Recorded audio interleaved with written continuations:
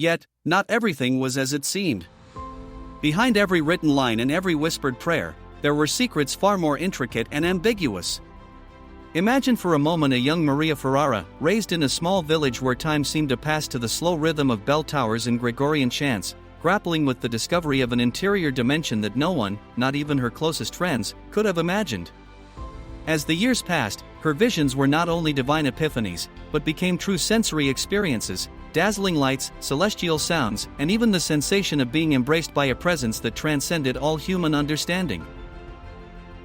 This inner intensity led Maria to isolate herself from the common world, finding in silent spaces, among ancient cloisters and centuries-old woods, a sort of spiritual laboratory in which to experiment and put into practice that divine will she spoke of in her writings. Some documents found in old archives suggest that, in those years, the mystic spent entire nights writing in notebooks worn by time, noting not only her visions, but also imaginary conversations with biblical figures and forgotten saints.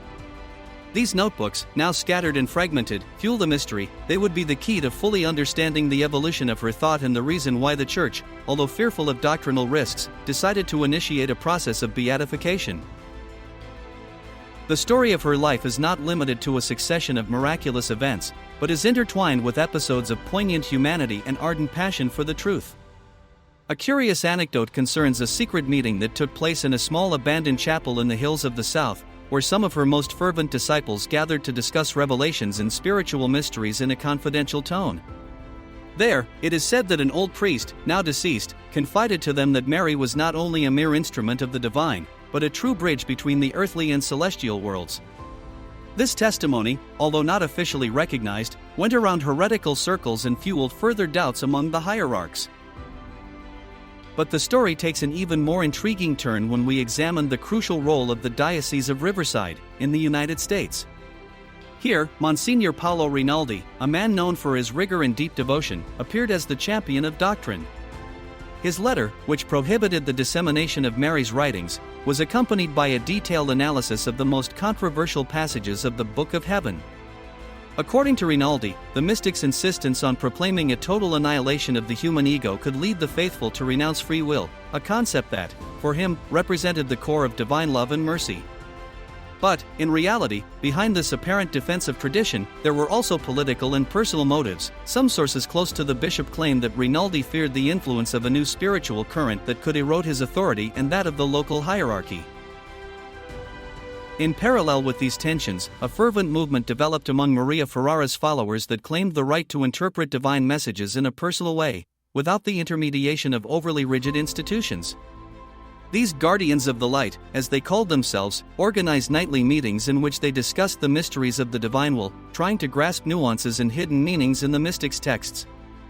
One of the most memorable moments was when, during one of these assemblies, a secret manuscript was revealed.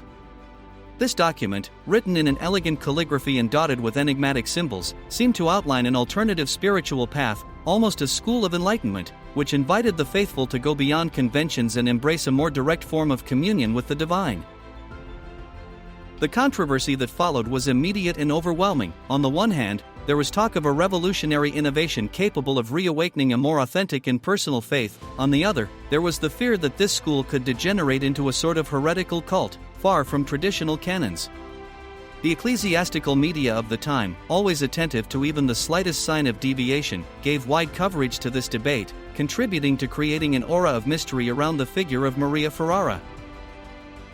As the Church tried to come to terms with the theological implications of her writings, rumors of internal intrigues and power struggles also emerged.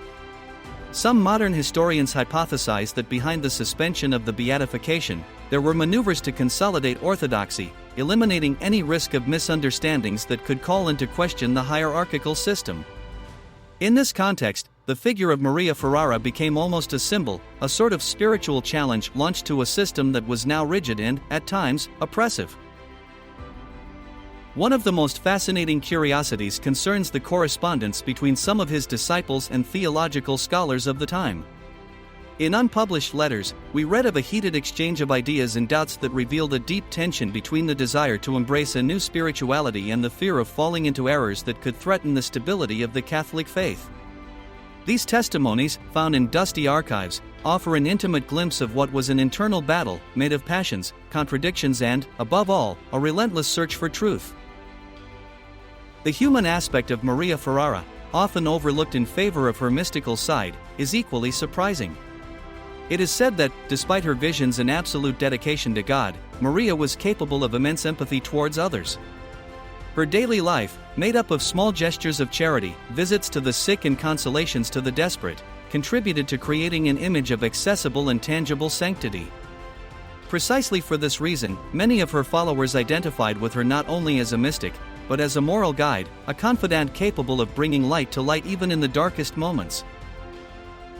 Over the decades, the figure of Maria Ferrara changed, taking on different nuances and interpretations depending on the cultural and historical context. In some communities, she was seen as an archetype of a strong and rebellious woman, capable of challenging conventions and affirming a new vision of faith. In others, however, she remained the image of a fragile saint, almost the victim of a cruel fate that had denied her official recognition despite her undoubted spiritual intensity. This ambivalence has helped keep the discussion about her work alive, fueling debates that still divide the ecclesiastical world today. And then, there are those who maintain that behind the suspension of the beatification there is not only a question of doctrine, but also a question of time and historical context. Perhaps, in an era in which the Church was trying to re-establish clear boundaries between spiritual innovation and respect for traditions, the figure of Maria Ferrara presented itself as too great a challenge to accept. Her teachings, while offering a new and profound look at spirituality, risked opening the door to a multiplicity of interpretations that, in the long term, could have destabilized the doctrinal fabric.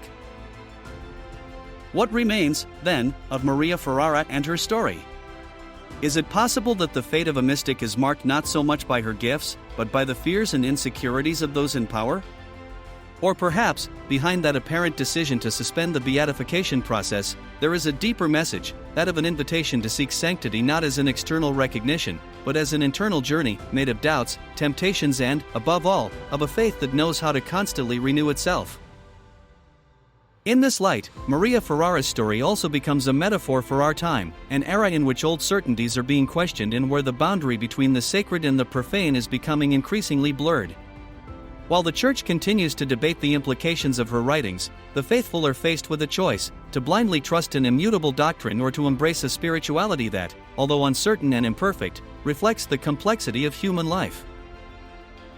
Perhaps the real question is not whether Maria Ferrara was right or wrong, but whether our need to find definitive answers can, at times, suffocate the beauty of a journey made of uncertainty and wonder.